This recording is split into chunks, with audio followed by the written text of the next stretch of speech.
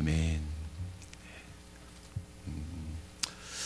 금요 심야에 한 주간을 마무리하는 시간인데 집에서 쉬시지 않고 기도의 자리로 나와서 기도하기 위해서 말씀의 자리, 기도의 자리로 나오신 여러분을 축복하고 오늘 말씀 들을 때, 기도할 때 하나님의 풍성한 은혜가 여러분에게 임할 줄로 믿습니다. 여러분, 사무엘 때 이스라엘에는 다른 나라에는 있는데 없는 것이 있었습니다. 뭐냐면 이스라엘은 왕제도가 없었어요.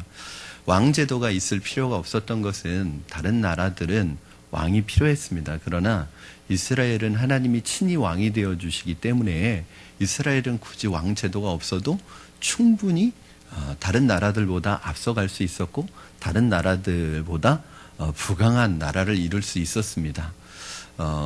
하나님이 왕이 되어주시고 하나님이 주인이 되어주시기 때문에 그 누구보다도 탁월한 리더십으로 하나님이 그 나라를 이끌어 가실 수 있었고, 그래서 대리 통치자로 세운 사람이 누구냐면 사사입니다. 사사. 그러니까 사사는 왕이 아니에요. 하나님의 대리 통치자입니다. 나중에 이스라엘의 왕제도가 들어선다고 할지라도 하나님이 계획하신 왕제도라는 것은 통치자가 아니라 하나님을 대신해서 이스라엘 백성들을 목양하는 목자와 같은 사람을 찾으신 것입니다. 그런데 하나님께서 이스라엘에게 허락하시지 않은 이 왕제도에 사실은 이스라엘 백성들은 그 누구보다도 불만을 가지고 있었습니다. 그것은 뭐냐면 다른 나라에는 다 있는데 왜 우리에게는 없느냐. 항상 이 하나님의 백성들은 하나님의 말씀의 그 울타리 안에서 살아가다 보니까 항상 다른 게 좋아 보여요. 그러니까 이게 말씀의 은혜의 테두리라는 것이 그렇습니다, 여러분. 그 말씀의 은혜의 테두리 안에서 그 말씀의 은혜가 주시는, 하나님이 주시는 은혜를 충만하게 누리면 그 세상 어떤 것도 부럽지가 않아요. 그 세상에 있는 어떤 것도 이것과 바꿀 수가 없어요. 그런데 가장 가까이 있는 그 하나님의 은혜를 내가 충만히 경험하지 않으면, 이것의 은혜를 모르면, 이것의 맛을 모르면 항상 다른 것을 보게 되어 있습니다. 항상 세상 것이 좋아 보이게 되어 있어요. 왜냐? 진짜 이 맛을 몰라서 그래요. 여러분, 하나님의 말씀의 맛을 제대로 알면요, 이 세상의 그 어떤 것과도 바꿀 수 없습니다. 오직하면 다윗은 이 하나님의 말씀 듣는 것이 마치 내게 세상의 그 어떤 것보다도, 포도주의 소산보다도, 포도주의 풍성할 때보다도 더 하나님과 함께 말씀과 동행하는 것이 행복하다고 얘기했고, 또 이 말씀 안에 진짜 인생의 행복의 비결이 있다는 것을 다윗은 알고 있었습니다. 여러분, 결국 이스라엘 백성들이 겪는 어려움은 두 가지였는데, 하나는 왜 세상 사람들보다 우리가 잘 살지 못하느냐, 또 다른 하나는 왜 언제나 우리는 불안정하게 살아야 되느냐. 이론적으로라면 정말 하나님이 우리와 함께 하시고 하나님의 은혜가 우리에게 있다면 그 하나님의 백성인 우리들은 잘 살아야 되지 않느냐, 안정을 누려야 되지 않느냐. 근데 왜 우리는 늘 이렇게 불안하게 사느냐, 왜 우리의 삶은 이렇게 늘 불안정하냐. 간단합니다. 하나님께서 시험하시는 과정이에요. 하나님의 말씀에 순종하면은 하나님 반드시 축복하십니다. 문제는 하나님의 말씀에 순종은 안 해요. 그렇지만 내 마음속에는 복음 받고 싶은 거예요. 그래서 사람들이, 여러분, 새빵 사는 게 좋으냐, 자기 집을 갖는 게 좋으냐, 당연히 자기 집을 갖는 게 좋습니다. 왜냐하면 이 새빵을 살면 늘 불안정합니다. 주인이 나가라면 나갈 수밖에 없습니다. 늘 불안하게 사는 것이 사람들에게는 참 싫은 거예요. 그러니까 좀 뭔가 안정되고 자꾸 내 집을 소유해야지 불안한 마음이 없습니다. 여러분, 이스라엘 백성들이 사무엘에게 지금까지 없던 왕제들을 요구하게 된 것은 먼저는 그들의 마음이 하나님을 신뢰하지 않은 이 불신이 있었기 때문이지만, 결정적인 계기가 된 것은 사무엘의 두 아들 때문이었어요. 자, 우리 1절에서 3절 말씀 여러분 한번 다시 잘 보시겠습니다. 1절에서 3절입니다. 시작. 사무엘이 늙음에 그의 아들들을 이스라엘 사사로 삼으니 장자의 이름은 요엘이요 차자의 이름은 아비아라. 그들이 브엘세바에서 사사가 되니라. 그의 아들들이 자기 아버지의 행위를 따르지 아니하고 이익을 따라 뇌물을 받고 판결을 굽게 하니라. 사무엘의 두 아들이 있었는데 이 사무엘의 두 아들은 아버지의 길을 따르지 않고 아버지의 행위를 따르지 않고 백성들로부터 뇌물을 받고 재판을 잘못한 거예요. 재판을 굽게 한 거예요. 부정한 재판을 한 거예요. 불의한 재판을 한 거예요. 이것이 이제 들통이 나서 백성들 사이에 추문과 스캔들이 된 거예요. 여러분, 늘 우리가 빠지는 딜레마가 뭐냐면 어떻게 해서 사무엘의 그 놀라운 신앙과 사무엘의 그 정직과 사무엘의 이 놀라운 하나님을 향한 신앙이 왜 이 두 아들에 대해서는 무너지게 되었는가? 왜 두 아들은 그 탁월한 아버지 사무엘을 두었지만 왜 이렇게 잘못된 길을 가게 되었는가에 대한 고민이 있어요. 정말 크게 목회에 성공한 목사님일수록 자녀들이 사실은 큰 골칫거리고 큰 어려움을 겪는 경우를 많이 봅니다. 나라에서 큰 일을 하는 사람의 자녀들일수록 이상하게 문제를 일으킵니다. 그럼 이게 참 딜레마예요. 자, 몇 가지 한번 예를 들어볼까요? 첫째는 가능성을 한번 보는 거예요. 왜 사무엘의 믿음과 신앙이 아들에게는, 이 두 아들에게는 영향을 주지 못했는가? 첫 번째 가능성은 사무엘이 너무 공무에 바빠서 가정일을 소홀히 했기 때문입니다. 나라나 교회에서 중요한 직분을 맡은 사람들은 그 일에 집중하기 때문에 가정일을 소홀하게 하고 자식 문제를 소홀히 할 수 있습니다. 그래서 많은 목회자들의 정작 자신들의 자녀들을 어떻게 키웠는지 모르는 경우가 많습니다. 자기 자신의 자녀들이 어떻게 크고 있는지 모르는 경우가 많아요. 그래서 사회적으로는 명성을 얻고 사회적으로는 유명해지고 사회적으로는 큰 것을 이루었는데 가정적으로는 자녀들이 아빠 얼굴 한번 보기도 어려운 상태로 자라나는 경우가 많습니다. 그래서 우리 선배 목사님들 경우에는 항상 그런 얘기를 했습니다. 하나님이 다 키워주셨다고. 하나님이 다 키워주셨을지는 모르지만 참 이게 어려움이에요. 하나님의 은혜로 정말 잘 그 자녀들이 믿음 안에서 자란 경우도 있지만 또 상당히 많은 경우에 자녀들이 오히려 아버지가 목사님인데 신앙을 떠나서 믿음을 떠나서 있는, 그리고 그 누구보다도 패역한 삶을 살아가는 자녀들도 많이 있습니다. 여러분, 사무엘은 전임자 엘리 제사장이 두 아들 때문에 패가 망신당하는 것을 보면서도 자신의 두 아들의 믿음을 길러내지 못했다는 참 마음 아픈 이러한 내용이 성경에는 적혀 있습니다. 두 번째 가능성은 사무엘이 너무 어려서 하나님의 전에 바쳐졌잖아요. 한나가 기도를 해서 이 아들은, 만약에 아들을 주시면 이 아들을 하나님께 드리겠습니다 해서 사실은 이 사무엘이 레위 지파는 아닐 거라고 생각합니다. 왜냐하면 레위 지파는 태어나면서부터 하나님 앞에 바쳐지거든요. 그런데 이 사무엘은 나시린이에요. 그러니까 나시린은 태어나면서 바쳐지는 게 아니라 하나님 앞에 일정 기간 서원을 할 수 있습니다. 내가 1년 또는 2년, 3년 동안 하나님께 드리겠습니다. 내 자녀를 드리겠습니다. 어떤 경우에는 평생을 드리겠습니다.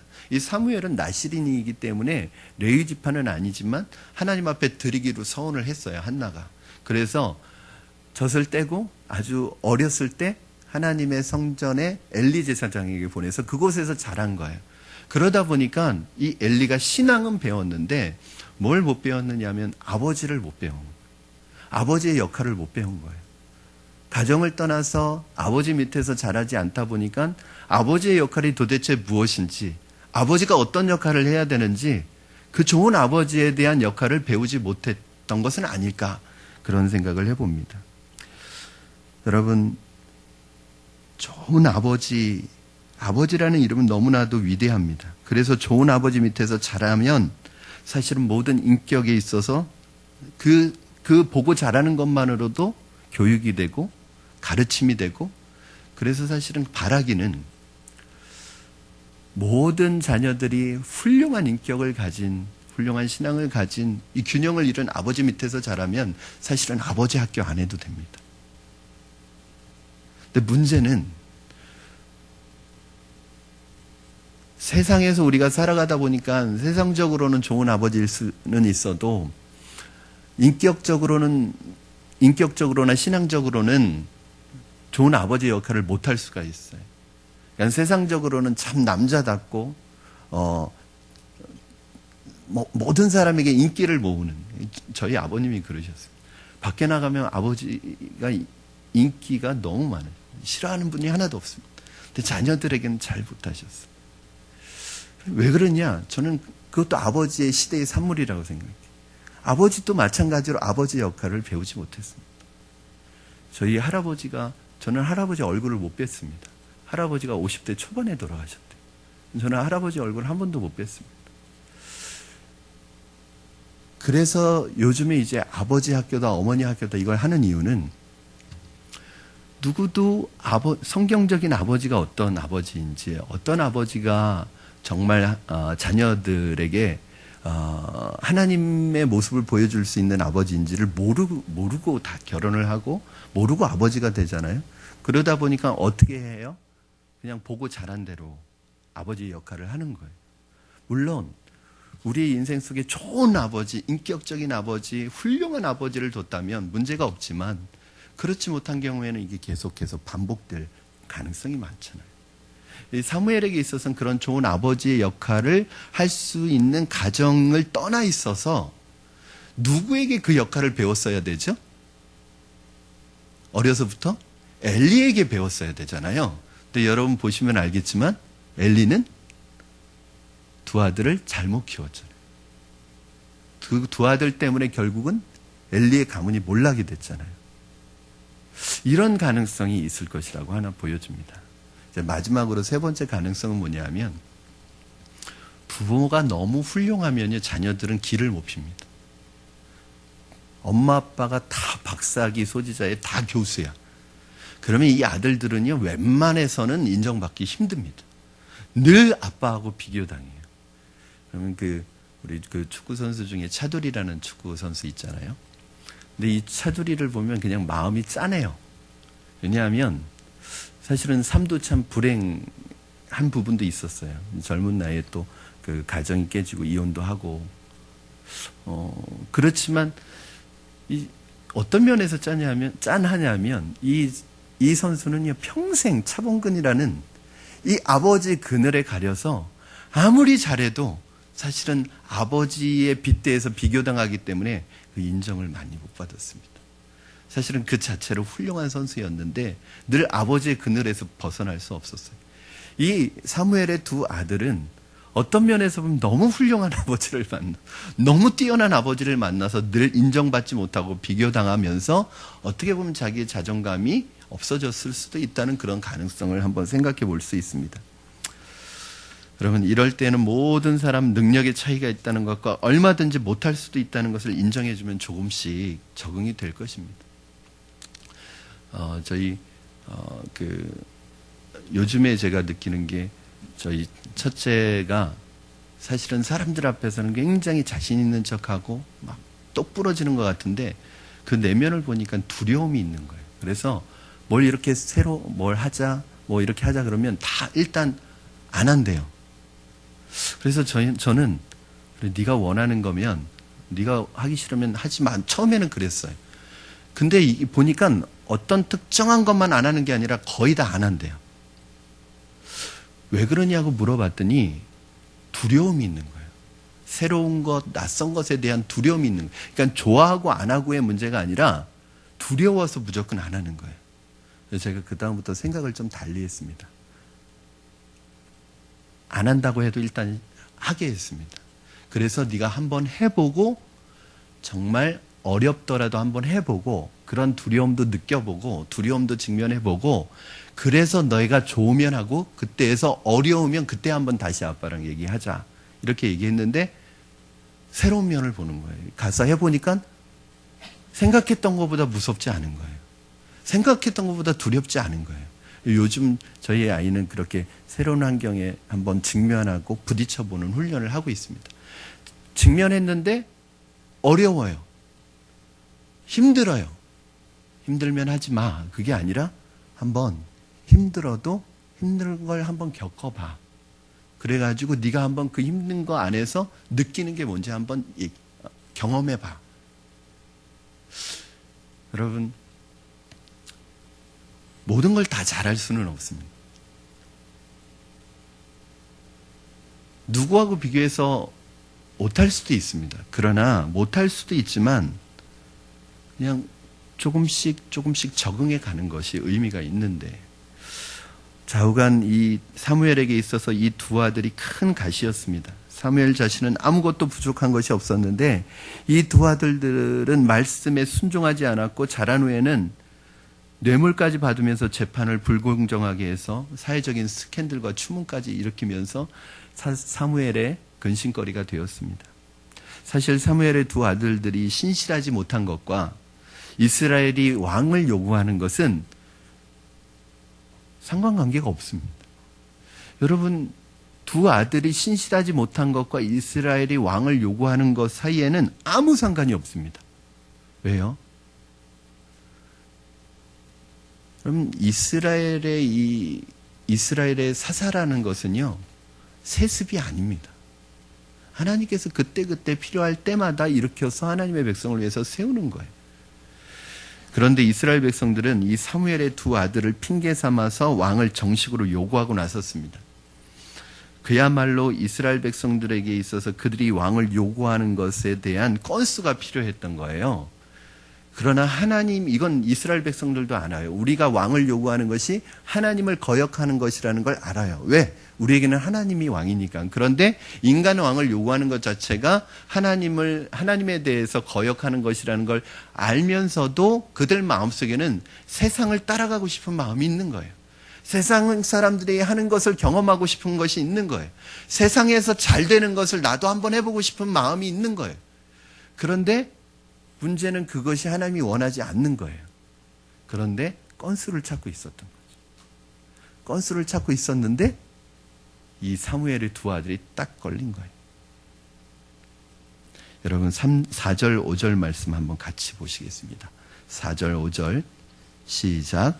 이스라엘 모든 장로가 모여 라마에 있는 사무엘에게 나아가서 그에게 이르되, 보소서, 당신은 늙고 당신의 아들들은 당신의 행위를 따르지 아니하니 모든 나라와 같이 우리에게 왕을 세워 우리를 다스리게 하소서 한지라. 아멘. 여러분, 물론 사무엘 두 아들이 정직하지 못하게 판결하고 뇌물을 받고 재판을 굳게 한 것은 잘못이었습니다. 그러나 이것은 하나님이 처리할 문제였습니다. 이 두 아들이 잘못했다고 해서 왕을 달라고 할 수 있는 아무런 근거도 없었습니다. 왜냐하면 이스라엘의 왕은 하나님이었기 때문입니다. 사무엘의 두 아들이 아버지처럼 훌륭하지 못하다면 이스라엘 백성들은 오히려 그 두 아들을 위해서 더 기도했어야 합니다. 그 두 아들을 위해서 더 기도했어야 되고 나라를 위해서 더 기도했어야 됩니다. 우리는 이런 기회를 통해서 인간을 의지하던 것을 버리고 더 하나님을 의지해야 합니다. 사무엘의 두 아들의 부족함을 보고 하나님께서 우리에게 더 많이 기도하시라고 하시나 보다 라고 생각하고 하나님 앞에 나라를 위해서, 지도자를 위해서 기도했다면 하나님께서는 더 훌륭하고 더 준비된 지도자를 준비하고 계셨을 거예요. 실제로 준비하고 계셨습니다. 하나님은 하나님의 뜻을 이루는, 하나님의 마음에 합한 하나님의 이상과 꿈을 그대로 이루어줄 수 있는 이스라엘의 최고의 지도자를 준비하고 계셨습니다.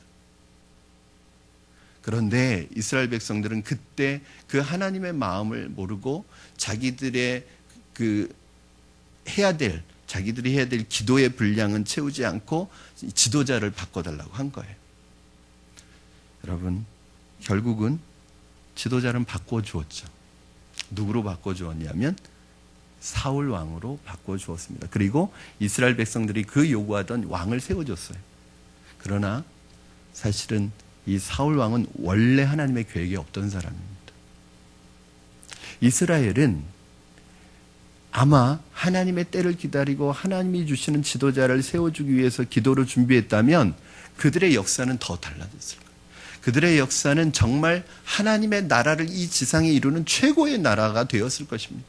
그런데 그들의 첫 번째 왕이 누가 되었냐면 바로 사울 왕이 되었어요. 사울은 준비된 사람이 아니었습니다. 일종의 대타였습니다. 사울로 인해서 이스라엘 백성들이 40년 동안 겪었던 마음의 고통과 심적 고통과 어려움들은 말할 수 없습니다. 이스라엘 백성이 왕을 요구한 것은 하나님께 대한 반역이었습니다. 왜냐하면 이스라엘에는 왕이 필요 없습니다. 원래는. 왜냐하면 하나님이 왕이시기 때문에 그렇습니다. 그러나 이스라엘 백성들의 이야기는 하나님만으로는 불안하다는 거예요. 왜요? 여러분, 이 지파라는 건 뭐냐 하면 정식 군대가 없는 거예요. 전쟁이 터지면 사사가 군사를 모읍니다. 그러면 자, 이제 전쟁이 터졌으니까 모여라 하면 그때 이제 모이는 거예요. 각 지파에서. 여러분, 그게 싸움이 되겠어요? 모이면 모이고 안 모이면 안 모이고.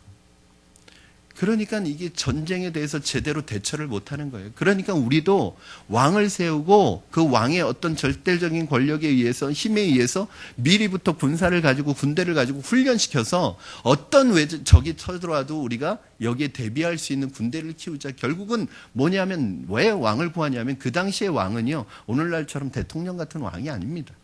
책상에서 일하는 왕이 아닙니다. 실제로 군대를 이끌고 나가서 전쟁에서 싸우는 왕이에요. 이 군대가 마련되게 해야 된다는 얘기였어요. 여러분, 은행에 넣어둔 돈 의지하고 있습니까? 은행에 돈 많이 넣어두고 많이 저축해놓고 살아가는 게 마음이 편합니까? 아니면 돈 한 푼 없어도 그때그때 하나님이 주시는, 공급해 주시는 돈으로 살아가는 게 좋습니까?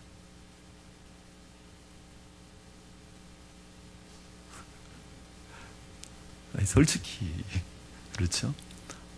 그래도 좀 이렇게 은행 통장에 잔고가 두둑해야지 편하죠. 근데 이스라엘에게 하나님이 그걸 허락하시지 않는 거예요. 그러면 늘 이스라엘은 그냥 하루하루 주시는 하나님의 은혜로 살아야 되는 거예요. 조지 밀러 목사님은 은행에 돈 한 푼 없이 일평생 하나님으로부터 기도로 공급받아서 살았는데 하나님이 그의 은행이 되어주셨고, 하나님의 은행인 조지 밀러에게 한 번도 다친 적이 없습니다. 그의 생애에 5만 번의 기도 응답을 받았고 2만 명의 고아를 키워냈습니다. 무슨 말이냐면, 여러분이 모아봤자 얼마나 모으겠어요? 요새 돈 모으고 계시는 분 계십니까? 그냥 겨우 사는 거죠, 그죠? 그냥 모아봤자 얼마나 모으겠어요? 이건희 삼성 회장쯤 되면 모를까? 그렇다고 해도 여러분, 인간이 모을 수 있다면 얼마나 모으겠어요? 그런데 하나님을 의지해서 살아가고 하나님이 우리의 은행이 되어주시면 무궁무진한 것이 그 하나님으로부터 나오는데, 어느 정도냐면 2만 명의 고아를 한 끼도 굶지 않고 키웠다는 거예요. 여러분, 그런 든든한 은행이 되어주시고 나의 든든한 공급처가 되어주시고, 여러분, 이 하나님을 경험하면요, 내가 가난하다는 생각 안 듭니다. 이게 참 놀라워요. 돈을 많이 가진 사람이 많이 모으고 많이 쓰면서도 늘 어떤 생각이 있냐면 불만족스러운 거예요. 늘 자신이 부족하다고 생각하는 거예요. 내가 없다고 생각해. 그럴 수밖에 없어요. 여러분, 이 수입이 많아지면 씀씀이가 그만큼 많아지게 되어 있습니다. 그러니까 늘 부족해요. 돈은 써도. 돈을 진짜 엄청나게 세이브 시켜놓고 사는 사람들은 많지 않고, 대다수의 사람은 늘 돈이 부족해요. 그러나 우리가 원해도 우리의 삶은 우리가 원하는 대로 그렇게 되지 않고 늘 부족하단 말이에요. 그러나 하나님을 나의 인생의 주인으로, 나의 왕으로, 또 나의 공급처로 삼고 살아가면 하나님께서 여러분의 필요를 채워주신다는 것을 여러분 믿으시기 바랍니다. 이게 안정된 거예요, 더. 여러분, 이스라엘 백성들은 하나님을 의지하면서 불안한 것보다 하나님을 덜 의지하더라도 안정된 것이 더 낫다고 생각했습니다. 하지만 하나님은 이스라엘 백성들에게 더 높은 수준의 믿음을 요구하셨습니다. 하나님이 우리에게 안정된 생활을 허락하지 않으실 때는 더 높은 신앙의 수준을 우리에게 요구하고 계시는 것입니다. 그런데도 어떤 분들은 이런 기도를 드립니다. 하나님, 저는 더 높은 수준 싫어요. 더 높은 수준의 신앙 싫어요. 그냥 이 수준에서 안주하고 싶습니다. 하나님, 저에게 어려움 주지 마세요. 저는 그냥 높은 수준의 신앙생활 싫습니다. 그냥 평범하게 살고 싶습니다. 여기에 안주해서 살고 싶습니다. 이게 대부분의 이스라엘 백성들의 생각이었어요. 저희는 왕이 없어도 하나님의 그 풍성함을 누리는 고차원적인 신앙 싫어요. 그냥 다른 사람들처럼 살고 싶어요. 그냥 왕 주세요. 이게 이스라엘 백성들의 모습이었습니다. 사랑하는 여러분, 이것은 우리의 문제이기도 합니다. 우리가 하나님의 말씀을 들으면 모든 것이 뜻대로 잘 될 것 같습니다. 그러나 실제로 세상의 현실에 부딪혀 보면 내 믿음이 얼마나 부족한지, 내가 할 수 있는 게 얼마나 없는지 알게 됩니다. 그럴 때 우리 어떻게 해야 합니까? 하나님 앞에 기도하고 나아가야 합니다. 그리고 하나님 말씀대로 살아야 합니다. 어려움이 올 때 피하지 말고 당해야 합니다. 우리는 어려움 당하는 걸 싫어해요. 어려움 당하는 걸 싫어하다 보니까 세상적인 방법을 찾아요. 어려움 안 당할 수 있는 방법을. 그런데 문제는 그렇게 하면 세상으로 빠지게 된다는 거예요. 하나님은 우리가 하나님이 보내주시는 어려움을 당하기 원하세요. 그 어려움을 당하면서 그 어려움을 통해서 믿음이 연단되어지고 하나님이 우리를 이끌어 가시는 그 놀라운 역사를 배우게 하려고 어려움 속에서 어려움을 피하지 않기를 원하시는데 우리는 어려움을 피해서 편안한 길로만 가요. 그러면 좋은 건 있어요. 당장은 편안해요. 당장은 편해요. 그런데 두 가지가 나타납니다. 첫째는 하나님의 역사를 절대 경험할 수 없습니다. 여러분 편안한 거 좋아하시죠? 저도 좋아요. 그런데 편안한 길을 선택하면요, 하나님이 살아계시다는 거 별로 경험할 수 없습니다. 여러분 언제 하나님이 계시다는 거 느껴요? 위기 속에서, 인생의 벼랑 속에, 인생의 절벽 속에 서 있어야지 하나님이 어떤 분 그러잖아요. 인생의 절벽에서 뛰어내릴 때 내가 날개가 있다는 것을 그때 비로소 알았다. 뭐 이런 얘기 하잖아요. 여러분 절벽까지 내몰리고 내 인생의 위기 가운데 내몰리지 않으면 하나님이 나를 도우시는 것을 경험할 수가 없어요. 또 하나는 편안한 길을 선택하면 하나님의 역사와 기적을 경험할 수 없을 뿐더러 지금은 당장은 편안하지만 결국엔 뭐가 와요? 내가 선택한 그 세상적인 방법 때문에 오히려 어려움이, 더 큰 어려움이 와요. 이게 참 아이러니합니다. 하나님의 길은, 하나님의 방법은 지금 당장은 어렵지만 믿음으로 살면 끝에는 이기게 하시고 승리하게 하시고 영적인 이 내공을 길러주셔서 하나님께서 주시는 이 풍성함을 누리게 하시는데 나의 방법은, 세상의 방법은 지금은 편한데 나중에는 그거보다 더 큰 어려움이 와요.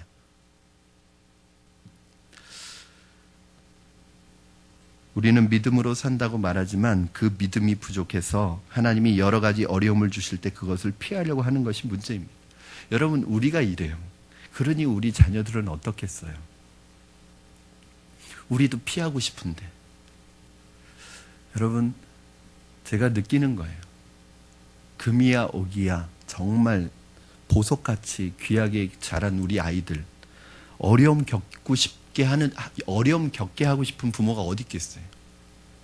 가능하면 이 세상에서 어려움 안 겪고 키우고 싶죠. 여러분 근데 그게 가능합니까? 가능하지 않잖아요.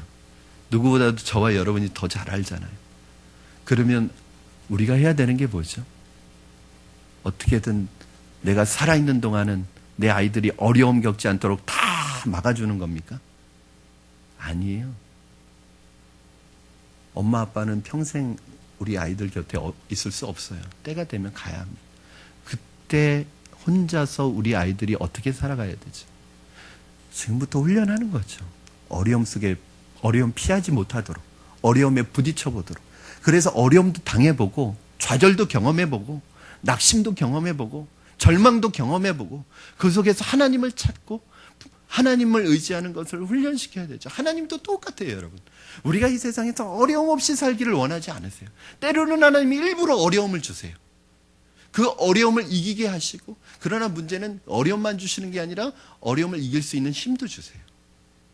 사람이 감당할 시험 밖에는 너에게 당한 것이 없나니 오직 하나님은 미쁘사 너희가 감당할지 못할 시험 당함을 허락지 아니하시고, 시험 당할 때마다 피할 길을 내서 하나님 우리가 피할 수 있도록 준비해 주시고 이길 수 있는 힘을 주시고, 그래서 어려움을 극복하게 하신 이 하나님.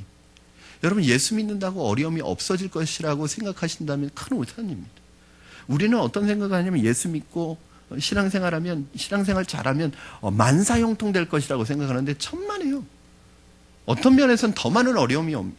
예전에 예수 안 믿을 땐 세상적인 어려움만 경험하면 됐는데 이제 예수 믿고 나서는 세상적인 어려움뿐만 아니라 예수 믿느라고 가지고 있는 예수님 믿기 때문에 당하는 어려움까지 경험해야 돼요. 그런데 뭐가 달라진 거예요? 그제는 어려움 앞에서 절망하고 어려움 앞에서 낙심하고 그래서 극단적인 생각해서 내가 더 살아가야 될 이유가 있나 뭐 이런 극단적인 생각하고 그걸 해결할 방법이 없었는데 예수 믿고 나서는 내 그 어려움은 똑같이 오지만 그걸 더 어떤 면에서는 더 큰 어려움이 오지만 그걸 감당해낼 수 있는 이겨낼 수 있는 힘이 뭔가 모르는 이 성령의 힘이 내 안에 생긴 거예요. 다 이겨요. 하나님을 사랑하는 자 곧 그 뜻대로 부르심을 입은 자들에게는 모든 것이 합력하여 선을 이루게 하시고요. 이 세상 그 무엇도 우리를 예수 그리스도 우리 주 안에서 아버지의 사랑에서 끊을 자가 없게 만드시고 넉넉히 이기게 하시고 승리하게 하시는 거죠. 사랑하는 여러분, 어려움을 피하지 마시고 어려움을 당하시기 바랍니다. 그 어려움 속에서 하나님을 만나시기 바랍니다. 그러면 그 어려움은 축복의 통로가 될 것이고 그 어려움은 여러분에게 축복의 은혜의 통로가 될 줄로 믿습니다. 여러분, 하나님은 이스라엘의 왕을 주신다고 말씀하세요. 6절에서 7절이요. 그러나 기뻐하지는 않으시지만 허락은 하십니다. 6절 7절 우리 같이 한번 읽겠습니다. 시작. 우리에게 왕을 주어 우리를 다스리게 하라 했을 때에 사무엘이 그것을 기뻐하지 아니하여 여호와께 기도하매 여호와께서 사무엘에게 이르시되 백성이 내게 한 말을 다 들으라. 이는 그들이 너를 버림이 아니요 나를 버려 자기들의 왕이 되지 못하게 함이니라. 하나님은 이스라엘 백성들이 이 불안한 현실을 통해서 더 하나님 의지하고 더 순결한 신앙을 가지기 원하셨습니다. 우리는 우리에게 의지할 것이 없으면 진심으로 주님만 의지하게 되어 있습니다. 만나의 원리와 똑같습니다. 만나를 왜 하나님께서 매일 하루치만 내려주셨느냐? 만나는 기본적으로 세이브가 안 됩니다. 이틀치 가지고 오면 하루치가 썩어버립니다. 그냥 하루치 가지고 올 수밖에 없어요. 왜 하루치 만나만 주셨느냐? 이 광야에서 40년 지내는 동안 하나님만 의지하게 하려고. 여러분, 오늘 아침에 일어났는데 하나님이 만나를 내리시지 않으면 굶어야 되는 거예요. 그러니까 아침마다 하나님을 의지합니다. 하늘을 쳐다봅니다. 하나님 만나주세요. 그렇게 하나님을 의지하게. 만약에 만나를 일주일치 딱 세이브 시켜놓으면 하루하루 하나님 의지하지 않습니다. 일주일 동안은, 적어도 일주일 동안은 하나님 의지하지 않습니다.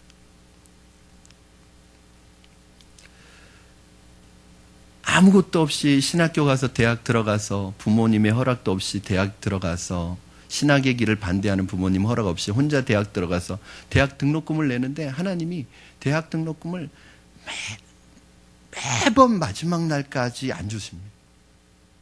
주긴 주시는데. 제가 그랬다고 말씀드렸잖아요. 하나님 왜 나는 이렇게 공부 힘들게 하냐고. 그 신학생 중에서도요. 진골, 성골이 있습니다.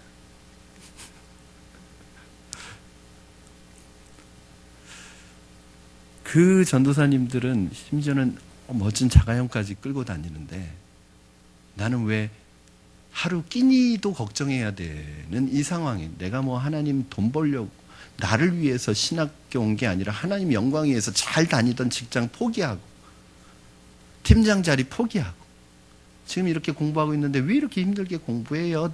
라고 하나님 앞에 물었을 때 하나님이 그래야 네가 나를 의지하지. 야, 너 돈 쌓아두고 있으면 이것 때문에 네가 기도하겠어? 이것 때문에 나를 의지하겠어? 너 지금 훈련받고 있는 거야. 대학 4년 동안 8학기를 그렇게 훈련받았어요.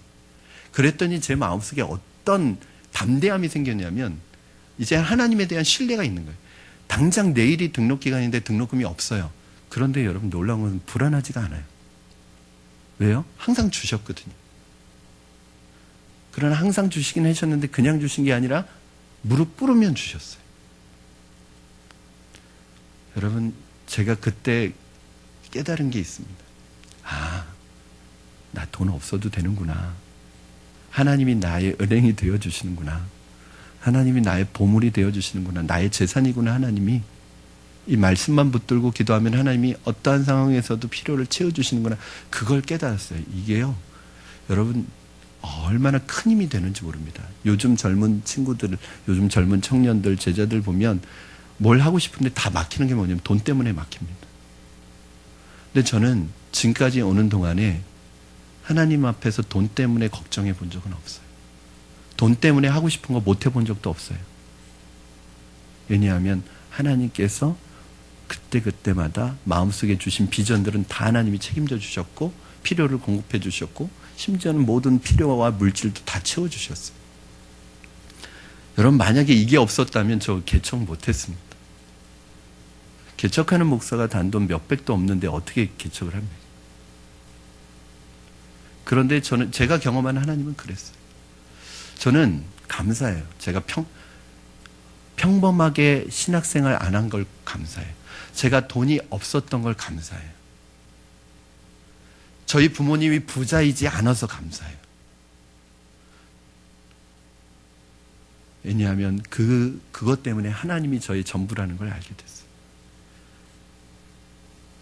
사랑하는 여러분, 하나님 앞에 내가 하나님의 뜻이 아닌 줄 알면서 억지로 구해도 하나님이 주십니다. 하나님의 뜻이 아닌데도 이스라엘 백성들이 조르니까 하나님이 주시긴 주셨습니다. 그런데 주시지만 결국 하나님이 주신 것 때문에 나중에 더 큰 어려움이 옵니다. 그래서 여러분, 하나님이 원하시지 않는 거 굳이 떼써서 받아내지 마십시오. 아니, 그러면 이게 하나님의 뜻인지 아닌지 어떻게 알아요? 여러분, 제가 방법을 하나 가르쳐 드릴게요. 이렇게 기도하십시오. 하나님, 이것이 하나님의 기뻐하시는 뜻이 아니면 절대로 이루어지지 않게 해주세요. 제가 자주 쓰는 기도 중에 하나예요. 이게 하나님의 뜻인지 제 욕심인지 조금 분간이 안 갈 때는 하나님, 만약 이게 하나님의 뜻이라면 막아주세요.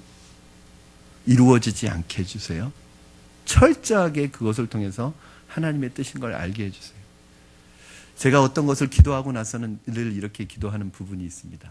하나님, 나의 원대로 마옵시고 아버지의 뜻대로 되게 해주세요. 왜냐하면 여러분, 저는 하나님의 뜻대로 되는 게 제일 좋은 거라는 걸 너무 많이 경험했어요. 지금까지 제가 지금까지 이제 곧 저도 50이 되는데 지금까지 제 계획대로 된 거는요 30%도 안 됩니다. 그것도요 돼도 되고 안 돼도 되는 게 아니라 제 시간과 모든 것을 투자한 계획들이 안 된 게 굉장히 많아요. 처음에는 그게 상심이 돼가지고 내가 이렇게 될 바엔 기도할 필요가 뭐가 있나 그런 생각도 들고 무슨 계획을 세워서 사나 그런 생각을 할 때도 있었어요. 그런데 지금에 와서 느끼는 건 내 계획대로 안 된 게 너무 잘 된 거예요. 여러분, 지금 여러분의 계획을 한번 점검해 보시기 바랍니다. 혹시 정말 하나님의 비전인지 내 욕심인지 잘 모르겠다? 그러면 이렇게 기도하세요. 하나님, 철저하게 막아주세요. 만약 이것이 하나님의 뜻이 아니라면, 하나님의 원하시는 것이 아니라면 내 마음과 상관없이 하나님이 막아주시고 이루어지지 않게 해주시고 하나님의 뜻대로 가게 해주세요. 제가 사실은 모든 기도에 이렇게 기도했는데 사실은 결국은 제 뜻은 다 막아주셨고 하나님의 뜻대로 이루어지게 하셨어요. 결국 하나님이 이스라엘 백성들에게 원하신 것은 신앙과 정치라는 두 마리 토끼를 한꺼번에 잡는 것이 어렵기 때문에 일단 신앙부터 견고하게 해놓고 정치적인 문제를 해결하려고 하셨어요. 왕을 주려고 하셨어요. 그러나 이스라엘 백성들은 신앙의 문제는 언제나 자신들이 해결할 수 있으니까 이 당장 급한 왕 문제부터 해결해 달라는 거예요. 여러분, 우리도 그렇습니다. 신앙적인 문제보다 세상에 사는 일이 더 급한 거예요. 하나님은 우리에게 신앙을 견고하게 만들어서 세상을 살아가는 세상의 방법들이나 도구들을 주시려고 하는데 우리는 그게 아니에요. 우리는 신앙보다 세상에 지금 성공하는 게 더 중요한 거예요. 세상에서 우리에게 있는 것이 더 중요한 거예요. 그것부터 해결해 달라는 거예요. 하나님은 신앙 문제부터 해결하려고 하는데, 신앙의 문제를 해결하고 그 세상에 도구를 주면 그걸 가지고 하나님의 영광을 위해서 쓰는데, 그래서 신앙의 문제를 주려고 하는데 사람들은 신앙 문제보다는 그걸 먼저 달라는 거죠. 그거 안 주면 신앙도 버립니다. 하나님 너무하시다고. 여러분 19절 20절 말씀 같이 읽겠습니다. 시작. 백성이 사무엘의 말 듣기를 거절하여 이르되 아니로소이다. 우리도 우리 왕이 있어야 하리니 우리도 다른 나라들 같이 되어 우리의 왕이 우리를 다스리며 우리 앞에 나가서 우리의 싸움을 싸워야 할 것이니다 하는지라. 아멘. 여러분 똑같습니다. 우리가 예수님 믿고 변화되어 새 사람이 되었다고 해서 완전히 성숙한 사람이 되는 게 아니라 여전히 우리 안에 욕망과 욕심과 세상의 수단과 방법이 가득 차 있습니다. 그런데 우리가 답답한 것은 왜 하나님이 빨리 우리에게 정상적인 삶을 주시지 않느냐는 거예요. 빨리 취직하고 빨리 결혼하고 빨리 세상에서 승진하고 빨리 세상에서 성공하고 빨리 세상에서 자리를 잡게 하시지 않느냐는 거예요. 그러면서 하나님의 사랑을 의심합니다. 하나님을 믿는다고 꼭 잘 사는 것이 아니고 평생 이 모습으로 살다가 죽을 것이라고 생각합니다. 마음속에서 이런 식으로 바보같이 하나님만 바라보고 끝까지 살아야 하는지 아니면 더 늦기 전에 세상적인 방법으로 돌아가야 하는지 고민합니다. 그러나 이때 세상적인 방법으로 돌아가면 죽도 밥도 되지 않습니다. 우리는 끝까지 하나님의 신실하심을 붙잡아야 합니다. 사무엘이 이스라엘 백성들을 설득하려고 한 것은 우리가 비록 세상 사람들처럼 안정되진 못해도 한번 성경대로 살아보자. 말씀대로 살아보자. 그러면 우리에게 좋은 날 있지 않겠느냐. 우리에게 하나님의 때가 있지 않겠느냐. 그러나 이스라엘 백성들은 기다리지 못했습니다. 하나님은 왕을 세우는 자체가 죄가 아니었기 때문에 일단 허락은 하십니다. 그러나 하나님의 기뻐하시는 뜻은 아니었습니다. 여러분 사도 바울은 로마서 12장 2절 말씀에서 너희는 이 세대를 본받지 말고 하나님의 선하시고 기뻐하시고 온전하신 뜻이 무엇인지 분별하라고 말씀하셨습니다. 여러분 하나님의 뜻을 찾을 때 죄만 짓지 않으면 된다는 생각하시면 안 돼요. 하나님의 뜻을 찾을 때 최선의 뜻을 찾아야 합니다. 우리가 하나님을 기다리는 것이 과연 시간 낭비일까?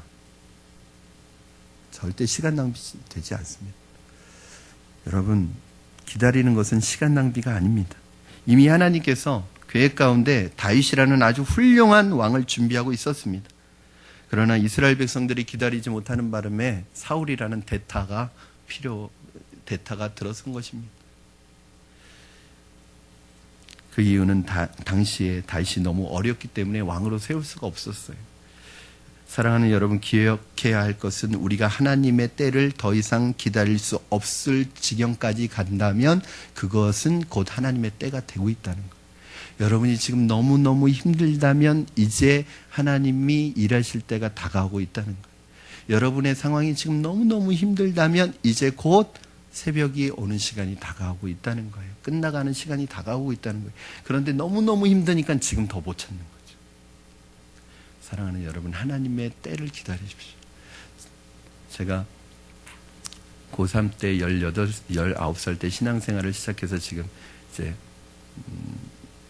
30년 가까이 신앙생활을 해오면서 느끼는 건요.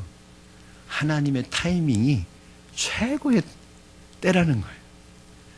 때로는 나는 지금 이루어지면 좋겠다고 생각하지만 하나님의 때는 그렇지 않을 수 있습니다. 참 이상해요. 하나님 지금 해라 그러면 나중에 할게요. 좀 기다려라 그러면 지금 할게요. 그러면 하나님의 타이밍에 순종하시는 여러분 되기를 주님의 이름으로 축원합니다. 그러면 하나님께서 여러분이 기다린 보람을 느끼게 해주실 거예요. 기다린 만큼의 기쁨을 느끼게 해주실 거예요. 그러면 여러분의 믿음이 견고하게 세워지는 것입니다. 말씀을 정리합니다. 하나님을 기다리면 기다릴수록 가장 좋은 선물을 우리에게 주실 것이라고 약속하셨습니다. 우리 한번 이렇게 적용해 봤으면 좋겠습니다. 우리는 교회나 국가의 지도자들을 위해서 기도해야 합니다. 왜냐하면 결국 지도자들을 통해 나라의 일이나 교회의 일이 이루어질 수밖에 없기 때문입니다. 한번 지도자가 잘못 세워지면 두고두고 어려움을 겪을 수밖에 없습니다. 지도자는 하나님이 주시는 선물입니다. 여러분, 교회에 바른 지도자가 세워져서 양떼들을 바른 길로 인도할 수 있도록 기도해 주십시오. 두 번째는 하나님께서 우리에게 어려움을 주실 때 그것은 우리를 망하게 하시려는 게 아니라 그 어려움 속에서 연단해서 하나님의 사람으로 세우시고 하나님의 기적과 역사를 경험하게 하시려는 것임을 알고 너무 조급하게 세상적인 결정하지 마시고 인간적인 욕심에 결정하지 마시고 하나님의 타이밍에 순종하시면 여러분들이 기다린 보람을 느낄 정도로 기다린 만큼 가장 좋은 선물을 여러분에게 허락하실 줄로 믿습니다. 그렇게 하루하루 하나님만 의지하며 그 어떤 것도 나의 의지가 되지 않는다는 믿음의 고백으로 살아가는 저와 여러분 되기를 주님의 이름으로 축원합니다. 우리 이 시간에 함께 찬양했으면 좋겠습니다. 주님 말씀하시면 내가 나아가리다, 이 찬양하실 때 하나님의 말씀이 때로는 이해가 안 되고 돌아가는 것 같고 지름길이 아닌 것 같이 느껴져도 하나님의 말씀에 순종하는 것이 가장 좋은 방법입니다. 왜요? 우리의 생각은 하나님의 생각과 달라서 하나님 땅이 하늘에서 높은 같이 하나님의 생각은 우리 생각보다 높다고 말씀하셨습니다. 오늘 그 하나님의 말씀에 믿음으로 순종해가는 여러분의 삶에 하나님의 동행하심의 은혜와 하나님의 도우심의 은혜와 하나님의 기적과 역사를 경험하는 은혜가 있기를 바랍니다. 우리 주님 말씀하시면 우리 함께 찬양하고 기도하겠습니다.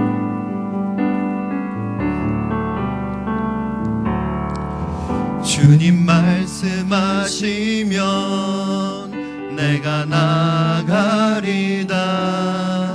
주님 뜻이 아니면 내가 멈춰서리다. 나의 가고 서는 것 주님 뜻에 있으니 오 주님 나를 이끄소서. 우리 다시 한번 고백합니다. 주님 말씀하시면 내가 나가리다. 주님 뜻이 아니면 내가 멈춰서리다. 나의 가고 서는 것 주님 뜻에 있으니 오 주님 나를 이끄소서. 뜻하신 그곳에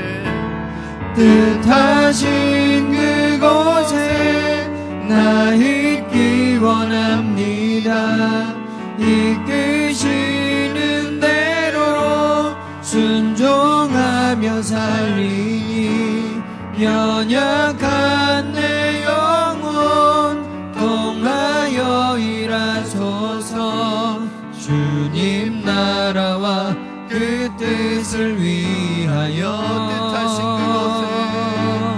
뜻하신 그곳에 나 있기 원합니다.